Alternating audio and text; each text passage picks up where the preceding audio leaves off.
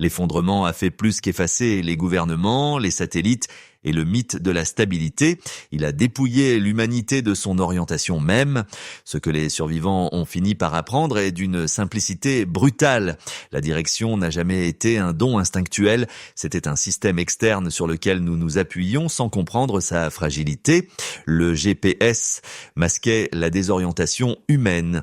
Les cartes se substituaient à la conscience. Les points de repère ancraient l'esprit. Une fois ceci disparu, les gens ont découvert la vérité qui arrive trop tard dans un monde déchu. L'instinct est imprécis, la mémoire est biaisée et le terrain change sous la pression. Une dérive de quelques degrés seulement devient fatale lorsque chaque détour mène à des zones de pénurie, à des couloirs encombrés de ruines ou à des territoires que vous ne pouvez pas vous permettre de pénétrer. Le paysage post-effondrement amplifie ce danger. La fumée déforme l'horizon, les structures effondrées brisent la logique linéaire des routes de l'ancien monde. Le soleil est souvent atténué derrière les cendres et les distances se déforment lorsque l'environnement ne ressemble plus à sa forme d'avant l'effondrement. Le mouvement devient une devinette et la devinette devient une lente exécution menée par la déshydratation, la désorientation ou l'interception. Le principe opérationnel est absolu. Si vous ne pouvez pas assurer votre direction, vous ne pouvez pas assurer votre survie. Le chaos consume ceux qui voyagent sans référence fixe. C'est pourquoi vous devez fabriquer des outils d'orientation à partir de ruines et de débris, car il ne reste rien d'autre. La précision ne vous sera pas donnée, vous la forgerez, vous réapprendrez la physique que l'ancien monde cachait sous la commodité, vous reconstruirez les instruments qui donnent un sens au mouvement. Le monde ne vous guide plus, vous devez concevoir les mécanismes qui le feront. Dans les ruines, une boussole ne se trouve pas, elle se reconstruit. Et le survivant qui comprend cela gagne un avantage qui se mesure non pas en commodité, mais en certitude opérationnelle. La boussole magnétique de récupération émerge d'une simple vérité.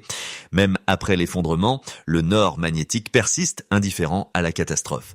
Ce qui ne persiste plus, c'est l'instrument capable de le détecter. Votre tâche consiste à restaurer cette capacité en utilisant les débris que l'ancien monde a laissés derrière lui.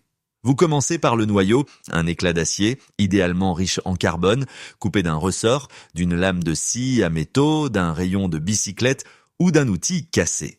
Ce fragment est la future aiguille, mais l'acier seul est inerte. Vous devez forcer l'alignement par la magnétisation. La source la plus fiable se trouve dans les moteurs électriques récupérés, ventilateurs, générateurs, outils électriques, alternateurs, leurs aimants internes restent puissants longtemps après la mort du réseau électrique.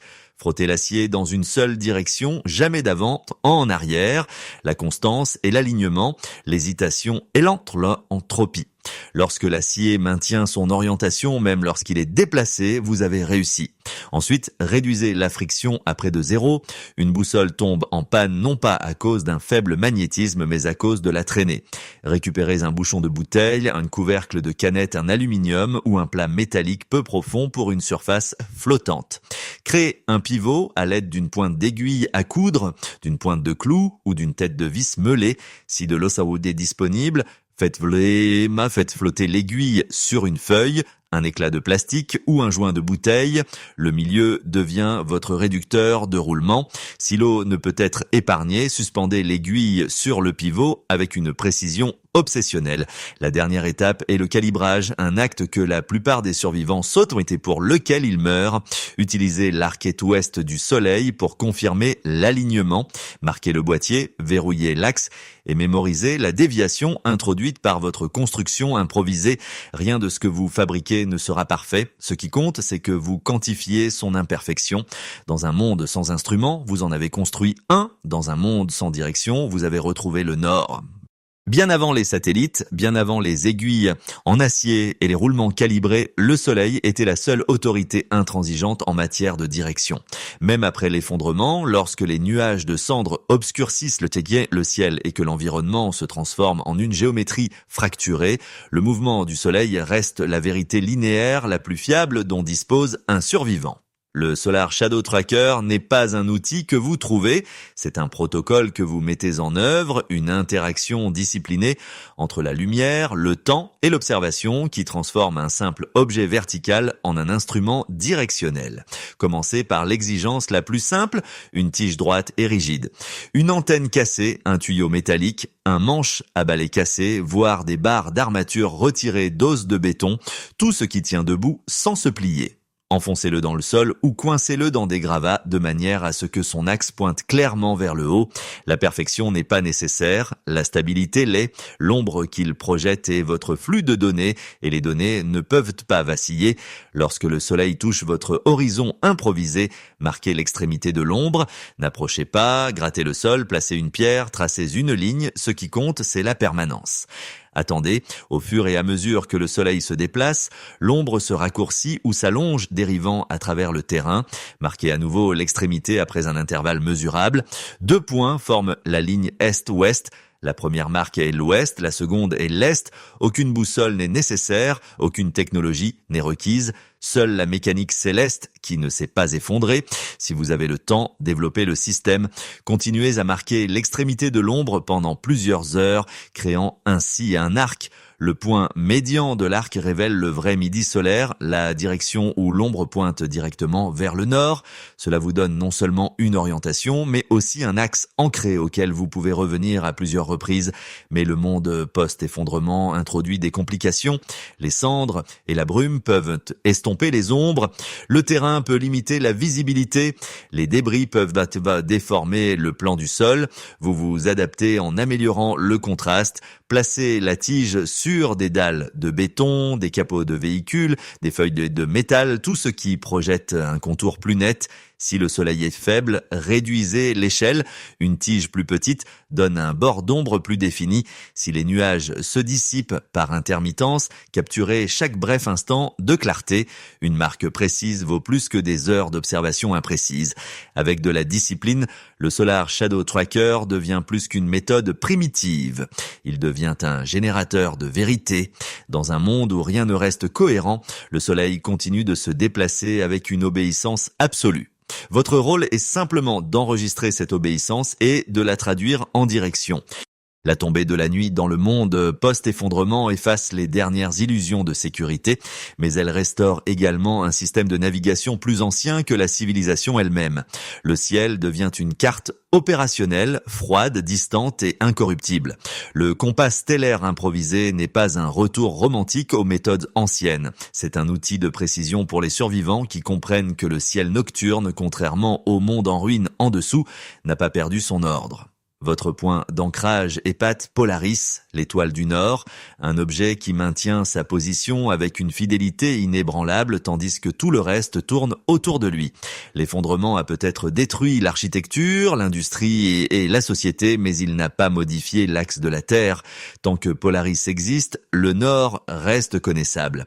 Mais la fumée, les débris urbains et les silhouettes chaotiques des structures effondrées obscurcissent souvent l'horizon. Vous devez donc reconstituer un cadre de référence stable, construisez un cadre stellaire à partir de débris, façonnez une encoche d'observation étroite à l'aide de 2 morceaux de métal parallèles, d'éclats de bois liés avec du fil de fer ou d'une section de tuyau coupé. Le but n'est pas le grossissement, mais l'isolation, forçant votre œil à suivre un seul point sans interférence. Montez ce cadre sur un bâton ou une tige afin qu'il puisse être maintenu stable ou planté verticalement. L'alignement est votre plus grand ennemi. Réduisez les variables jusqu'à ce que le ciel lui-même devienne la seule composante mobile. Localisez Cassiopée, le Dové brisé à 5 étoiles. Suivez les 2 étoiles extérieures vers le bas. La ligne imaginaire mène directement à Polaris. Une fois trouvé, fixez votre cadre d'observation sur ce point, gravez une marque sur la tige, rayez les coordonnées sur le métal ou attachez un indicateur en tissu.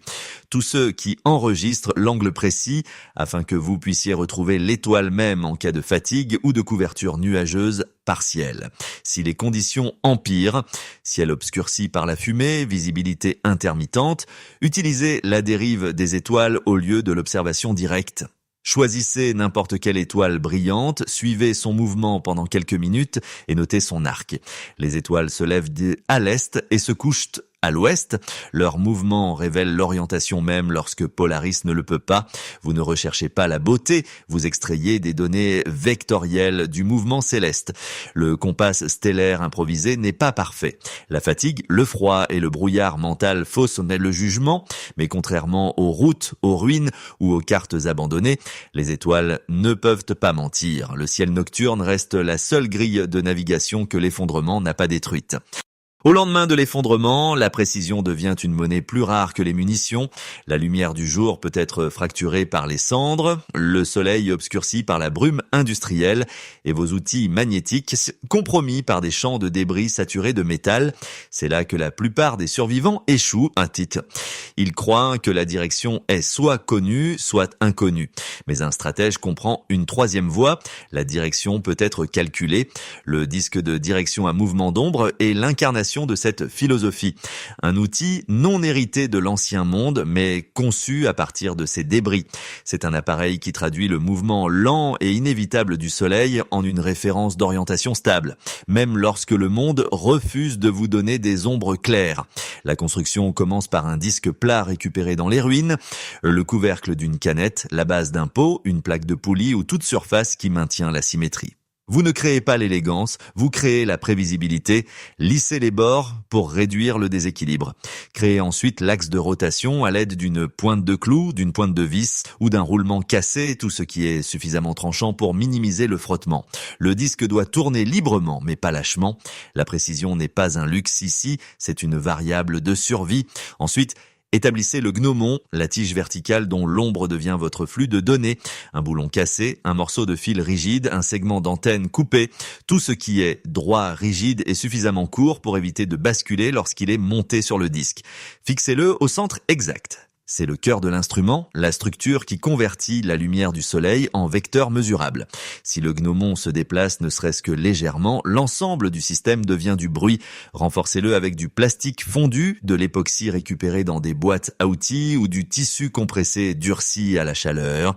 Une fois assemblé, placez le disque sur un sol plat ou au-dessus de gravats qui se rapprochent d'un plan stable. La mise à niveau est cruciale. La moindre inclinaison déforme la géométrie de l'ombre. Les survivants qui négligent cette étape errent un temps rond en pensant que le monde les a trahis, alors qu'en réalité ils ont trahi leur propre instrument. Une petite pierre taillée à plat, un morceau de carreau ou un fragment de panneau de plancher devient votre plateforme de nivellement.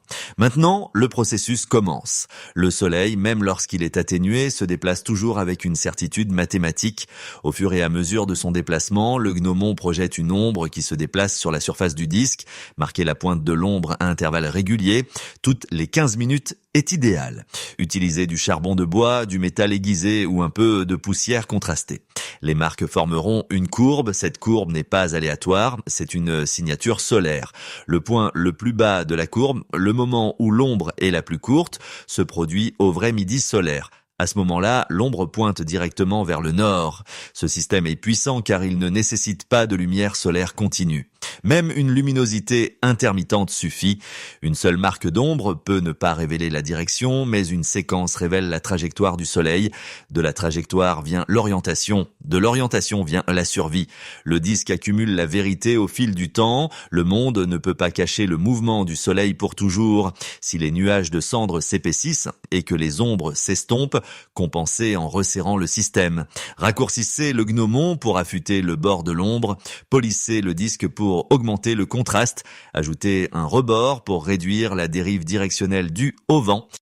Si la visibilité diminue encore, élevez le disque au-dessus des débris pour allonger l'arc d'ombre.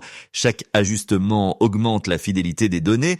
Le disque de direction ombre-mouvement surpasse l'instinct, éclipse l'improvisation et compense l'hostilité environnementale. Il transforme l'incertitude en structure par une mesure répétée.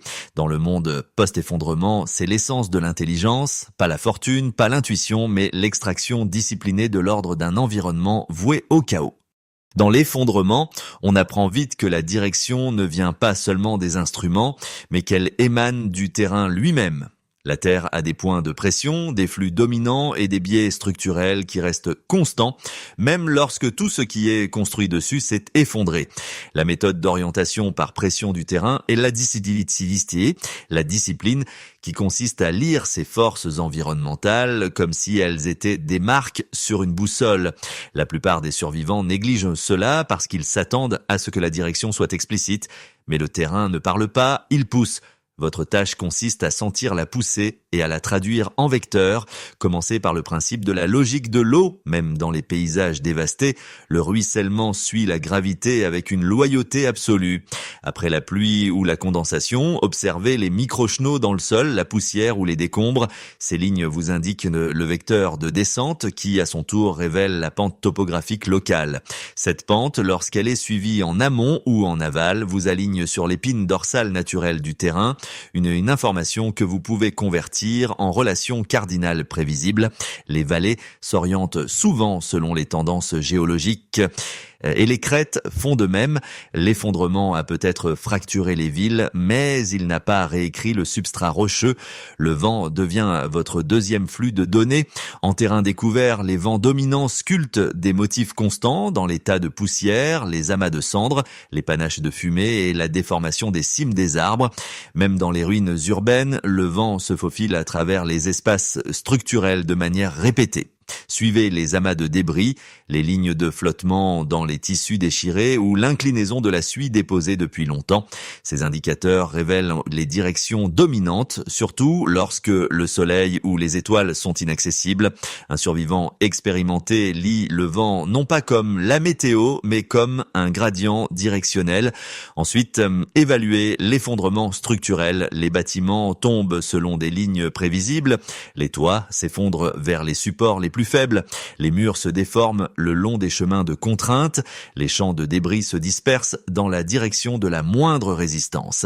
Dans les villes plus anciennes, les rues sont conformes à la logique historique du réseau, souvent alignées sur les axes cardinaux, les côtes ou les courbes des rivières. Même lorsqu'elles sont détruites, leur orientation reste ancrée dans les décombres. Un boulevard effondré pointe toujours quelque part. Votre travail consiste à extraire ce vecteur, enfin observer la pression de la végétation. Après la catastrophe, les plantes reprennent possession du monde avec une constance méthodique. La mousse préfère le côté ombragé des structures, les arbres penchés révèlent les vents dominants, la croissance avide de soleil s'incline vers le secteur du ciel le plus ouvert, chacun de ces biais encode un indice directionnel. L'essentiel est de ne pas les traiter comme des indices isolés, mais de les combiner en une solution convergente. Un signe est une suggestion, 3 signes sont une confirmation. La méthode d'orientation par pression du terrain vous enseigne ceci. La Terre parle toujours. La précision ne vient pas de l'attente de la clarté, mais de l'apprentissage de l'interprétation de la pression du monde sous vos pieds. Lorsque la visibilité s'effondre, la plupart des survivants se figent. Fumée, brouillard, tempête de cendres, dense canopée forestière, des conditions où la vue devient insignifiante. Mais l'orientation ne nécessite pas la vision, elle nécessite des informations différentielles. Le son fournit cette information. Le vecteur d'écho-acoustique est la méthode de conversion du bruit réfléchi en structure directionnelle, vous permettant de naviguer lorsque le monde vous aveugle. Ce n'est pas intuitif. Ce n'est pas gracieux. Mais dans les environnements à visibilité nulle, c'est le seul système qui fonctionne encore. Commencez par l'outil lui-même. Un émetteur de bruit fabriqué à partir de ferraille, une canette écrasée, un segment de tuyau plié, un couvercle de peau cassée, parmi tout ce qui produit une signature nette et distincte lorsqu'il est frappé. Évitez les tons doux ou vibrants. La clarté détermine la précision. Lorsque vous frappez l'objet, le son rayonne vers l'extérieur, entre en collision avec le terrain et revient sous forme d'écho. Ces échos ne vous disent pas simplement ce qui est proche, ils vous disent où se trouve le monde ouvert. Une seule frappe est insuffisante. Vous devez répéter le son en faisant pivoter lentement votre corps, en cartographiant la réponse de l'écho sur un balayage complet à 360 degrés. Les échos forts indiquent la proximité de murs, de falaises, de châssis de véhicules ou d'architecture effondrée. Les échos faibles ou retardés révèlent des couloirs ouverts, des directions où le son se propage sans obstacle avant de revenir. Ces couloirs sont vos voies de navigation. En terrain aveugle, une direction ouverte n'est pas une commodité, c'est la vie. Le délai devient votre mesure. Comptez l'intervalle entre la frappe et l'écho. Un délai plus court marque la proximité, un délai plus long marque la liberté. Les survivants expérimentés internalisent ce rythme jusqu'à ce que le paysage devienne un diagramme auditif. Même les échos irréguliers, ceux qui sont déformés par du métal brisé, du béton fracturé ou un feuillage dense, véhiculent des données utilisables. Ils révèlent la symétrie et la symétrie révèle l'orientation. Dans les ruines urbaines, la méthode devient encore plus puissante. Le son se disperse contre les surfaces angulaires, produisant une dérive stéréo distinctive. Faites attention à la direction dans laquelle l'écho glisse. Cela indique le vecteur des couloirs qui s'effondrent ou la disposition des anciennes rues cachées sous les débris. Dans les forêts ou les canyons, la décroissance de l'écho révèle la profondeur, vous permettant d'éviter les ravins sans issue ou les fourrés denses où le mouvement devient coûteux. Mais l'adaptation la plus critique est psychologique. Vous devez faire confiance aux données même lorsque vos instincts se rebellent. Les humains ne sont pas faits pour naviguer dans l'invisible. La méthode de l'écho exige une analyse froide. La façon la plus rapide de mourir en terrain aveugle est de se fier à l'impulsion. Le vecteur d'écho acoustique ne remplace pas la vue, il remplace l'incertitude. Il offre un cadre directionnel lorsque le monde supprime tous les autres cadres. Dans le silence, vous êtes perdu. Dans un son calibré, vous reprenez le contrôle. Dans le monde post-effondrement, un seul outil directionnel n'est jamais suffisant. La précision est fragile et tout instrument, magnétique, solaire, stellaire, basé sur le terrain ou acoustique, peut tomber en panne sans avertissement. Le protocole de pile redondante existe parce que la survie n'est pas une question de confiance, mais de vérification. Vous ne bougez pas tant que plusieurs systèmes ne convergent pas vers la même vérité. Ce protocole transforme l'orientation de la conjecture en une constante opérationnelle. Commencez par établir un vecteur principal en utilisant l'outil le plus performant dont vous disposez. Il peut s'agir de votre compas de récupération par temps clair, de votre tracker d'ombre solaire au lever du soleil ou de Polaris. Fixez clairement à travers votre cadre stellaire, mais les données primaires ne valent rien tant qu'elles ne sont pas remises en question. Votre deuxième outil, pression du terrain, cartographie par écho ou dérive stellaire résiduelle, doit confirmer ou contredire la première lecture. La concordance crée la stabilité, la divergence exige un recalibrage. Votre troisième couche est le temps. La direction n'est pas statique. Les instruments se décalent, les ombres se déforment et la perception humaine s'altère sous l'effet de la fatigue. Vérifiez à nouveau votre cap à intervalles réguliers. Un vecteur qui se maintient dans le temps est fiable. Un vecteur qui se dégrade est un piège. Les survivants qui ne procèdent pas à une confirmation temporelle marchent avec assurance dans des zones mortes, croyant que l'environnement les a trahis alors qu'en réalité, ils ont trahi la procédure. Enfin, verrouillez physiquement la direction. Marquez le chemin avec des drapeaux de débris, des piles de pierres, des symboles gravés, tout ce qui enregistre votre axe de déplacement. Lorsque la désorientation frappe, ces marqueurs vous ramènent à l'alignement. Le protocole d'empilement redondant impose une loi unique. Aucun outil n'est incontestable. La certitude n'émerge que lorsque des systèmes indépendants convergent. En cas d'effondrement, la redondance n'est pas un excès. C'est le dernier rempart contre l'échec de la navigation. L'effondrement n'a pas créé de nouveaux dangers de navigation, il n'a fait qu'exposer ceux que les gens portaient toujours en eux. Les erreurs opérationnelles, et non les menaces environnementales, sont ce qui tue la plupart des survivants sur le terrain. Ces erreurs se répètent d'un groupe, d'une région et d'une saison à l'autre parce qu'elles découlent toutes du même défaut. Les humains se font beaucoup plus confiance que le paysage ne le justifie. Votre tâche consiste à identifier ces habitudes fatales et à les écraser avant qu'elles ne façonnent votre mouvement final. La première erreur est la dérive instinctuelle. Les survivants supposent, Nina, qu'ils sentent le nord ou que leur sens de l'orientation interne est suffisamment fort pour compenser un terrain ruiné. Ce n'est pas le cas. L'instinct est un artefact biologique, pas un instrument. Dans Dans les forêts, les ruines ou les plaines étouffées par les cendres, cet instinct dévie de façon imprévisible, entraînant les gens dans des chemins circulaires jusqu'à ce que l'épuisement fasse le reste. La deuxième erreur, c'est la dépendance excessive à la mémoire. Les gens croient pouvoir se souvenir de l'angle d'une route, de la direction d'une rivière, de la position d'un point de repère, sans jamais accepter que l'effondrement ait modifié les trois. La mémoire fige un moment dans le temps. Le monde, lui, ne le fait pas. Ce qui était autrefois une référence devient un mensonge. La troisième erreur est le mouvement sans calibration. Les survivants prennent un relèvement une fois, puis voyagent pendant des heures sans vérifier la dérive. La fatigue, la déviation du terrain ou les imperfections des outils s'accumulent en silence. Au moment où ils remarquent l'erreur, ils se sont trop éloignés de l'axe pour pouvoir se rattraper. Et enfin, l'erreur la plus mortelle. Supposer que la direction est évidente. Dans les conditions d'effondrement, rien n'est évident. Tout doit être testé, vérifié, recoupé et ancré par des systèmes redondants. L'arrogance opérationnelle tue, la précision vous maintient en vie. La distinction entre les deux détermine si votre voyage se termine par une arrivée ou une disparition. En fin de compte, la direction n'est pas une question d'intuition, de chance ou même d'expérience.